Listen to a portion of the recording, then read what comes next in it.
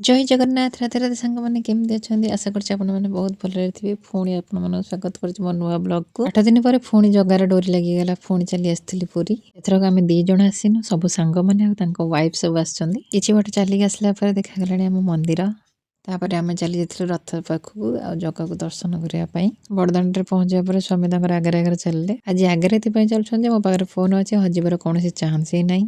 ନହେଲେ ଯେତେବେଳେ ମନ୍ଦିରକୁ ଆମେ ଯାଉ ହାତ ଜମା କେବେ ଛାଡ଼ି ନାହାନ୍ତି, କାଳେ ମୁଁ କୋଉଠି ହଜିଯିବି। ଏଠି ଆମେ ମହାପ୍ରଭୁ ଜଗନ୍ନାଥ ଆଉ ମା ସୁଭଦ୍ରା ବଳଭଦ୍ର ଜୀଉଙ୍କୁ ଦର୍ଶନ କରିଦେଲୁ। ଦର୍ଶନ ସାରି ସାରିବା ପରେ ମୋ ମନ ବୁଝୁନଥାଏ, ସାଇଡ୍ରେ ଆମେ ଠିଆ ହେଇଥାଉ ଆଉ ମୁଁ ସେପଟେ ଠିଆ ହେଇକି ଦେଖୁଥାଏ। ପୁରା ସାଇଡ୍ରେ ଛିଡ଼ା ହେଲା ପରେ ବି ଜଗନ୍ନାଥଙ୍କ ଆଖି ଟିକେ ଦେଖାଯାଉଥାଏ, ଏମିତି ଲାଗୁଥାଏ ଯେମିତି ସେ କଣେଇ କଣେଇ ଚାହୁଁଛନ୍ତି। ଆଉ ସେ ଜିନିଷଟାକୁ ଦେଖିକି ମନ ଭାରି ଖୁସି ହେଇଗଲା। ମୁଁ ଆସିଲା ବେଳେ ହଜବେଣ୍ଡକୁ କହିଲେ ଟିକେ ରୁହ, ଶ୍ରୀମନ୍ଦିରର ଆଗପଟଟା ଟିକେ ଫଟୋ ଉଠଉଥିଲି। ହେଲେ ଏତେ ଜୋର ସମସ୍ତେ ହୁଳହୁଳି ପକଉଥାନ୍ତି ଯେ ଏମିତି ଲାଗିଲା କଣ ହେଉଛି, ଦେଖିଲା ବେଳକୁ ଜଗାର ଆଳତି ହେଉଛି। ଆଉ ସେଇଟା ବି ସେ ସୁଯୋଗ ବି ମିଳିଗଲା ଟିକେ ଆଳତି ଦେଖିବାର। ଆଳତି ଟିକେ ଦେଖିଦେଇକି ପୁଣି ସେଠୁ ବାହାରି ଯାଇଥିଲେ ପୁରୀ ସମୁଦ୍ର କୂଳକୁ। ତାପରେ ହଜବେଣ୍ଡ କହିଲେ ଯେ ସମସ୍ତେ କିଣାକିଣି କ'ଣ କରିବାକୁ ଯାଉଛନ୍ତି, ତୁ ଯା, ମୁଁ କିନ୍ତୁ ସମୁଦ୍ରକୁ ଛାଡ଼ିକି ତ ଯିବାର ନାହିଁ।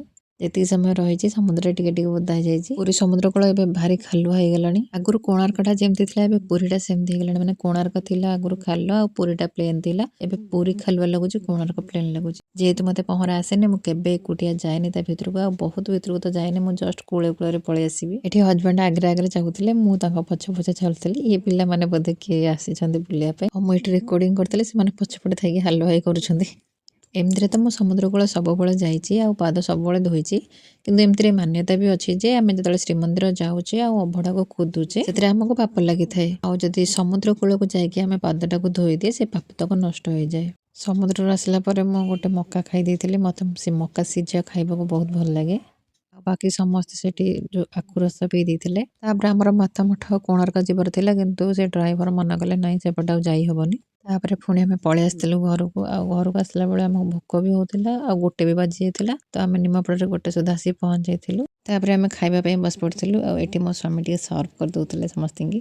ଆକ୍ଚୁଆଲି ମୁଁ ବହୁତ ଭଲ ସ୍ୱାମୀ ପାଇଛି, ଟିକେ ହେଲ୍ପିଂ ନେଚର ବାଲା। ଏଠି ଅଲରେଡ଼ି ଆମର ଭାତ ସବୁ ଥାଳି ରେଡ଼ି ହେଇଯାଇଥିଲା, କିନ୍ତୁ ହଜବେଣ୍ଡ ଆଉ ତାଙ୍କ ସାଙ୍ଗଙ୍କର ଖାଇବା ଆସିନଥିଲା। ଯେହେତୁ ସେମାନେ ରୁଟି ଅର୍ଡ଼ର କରିଥିଲେ ତାଙ୍କ ପାଇଁ ଟିକେ ଲେଟ୍ ହେଲା। ତାପରେ ଆମେ ଖାଇସାରିଲା ପରେ ଘରକୁ ବାହାରି ଯାଇଥିଲୁ। ଦିନଟା ମୋର ଏମିତି ହିଁ କଟି ଯାଇଥିଲା। ରହୁଛି, ପୁଣି ଦେଖା ହବ ନେକ୍ସଟ ବ୍ଲଗରେ।